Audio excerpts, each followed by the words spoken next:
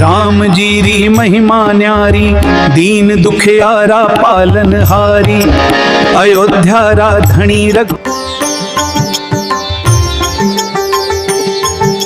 अहिल्या रो उद्धार करायो, पत्थर ने फेर जीवन दिलायो, ऐसा दयालु म्हारो राम, लेवा सबरा दुख अर नाम। राम रघुराई, सबरा संकट दूर कराई, राम नाम जपो रे भाई, आज्ञा माथे धारी। 14 बरस वनवास सवारी, सीता लक्ष्मण संग चला। राम धर्म री राह कदे न टाला, शबरीरा बेर प्रेम सुखाया।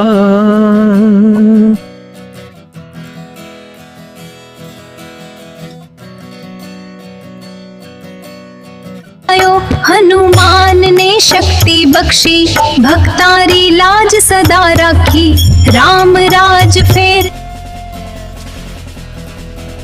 हे प्रभु श्री राम, मैं आपका भक्त हूँ, इस संसार का सत्य समझना चाहता हूँ। वत्स, भय मत कर, आज मैं तुम्हें सभी लोकों का अर्थ समझाऊंगा।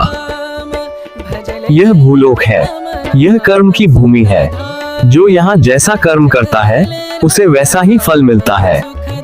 यह पाताल लोक है, यहाँ शक्ति और अहंकार का वास है। बिना विवेक यह स्वर्ग लोक है, यह पुण्य का फल है, पर यह भी स्थायी नहीं, क्योंकि पुण्य समाप्त होता है।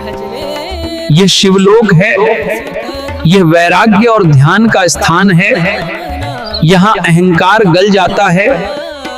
यह वैकुंठ है, यह भक्ति का लोक है, जहाँ केवल प्रेम और समर्पण है। और यह साकेत लोक है, यह मेरा धाम है, यहाँ आने के लिए केवल सच्ची भक्ति चाहिए।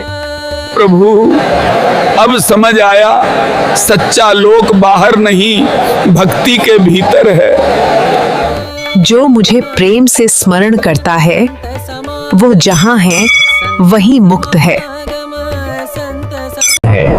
बहुत प्राचीन समय की बात है, हिमालय की गोद में, बर्फ से ढके केदारनाथ धाम में। माता पार्वती ने पूछा, प्राणनाथ, मृत्यु के बाद आत्मा का क्या होता है? भगवान शिव मुस्कुराए और बोले, आज मैं तुम्हें अमरता का रहस्य सुनाता हूँ। शिव जी एक गुफा में बैठकर कथा सुनाने लगे, पर उन्हें नहीं पता था कि उसी गुफा में एक कबूतर का जोड़ा छुपकर बैठा है। वो कबूतर पूरी अमर कथा ध्यान से सुनते रहे, एक शब्द भी नहीं छोड़ा। जब कथा पूरी हुई तो शिवजी ने ध्यान खोला और देखा कोई और भी ये रहस्य सुन चुका है। जो अमर कथा सुन ले वो मृत्यु से परे हो जाता है।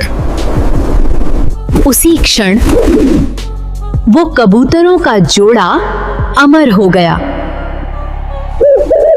कहा जाता है, आज भी केदारनाथ धाम में वही अमर कबूतरों का जोड़ा भक्तों को दर्शन देता है। ये कोई साधारण कथा नहीं, ये शिव की लीला है, श्रद्धा की शक्ति है, और अमर विश्वास की पहचान है।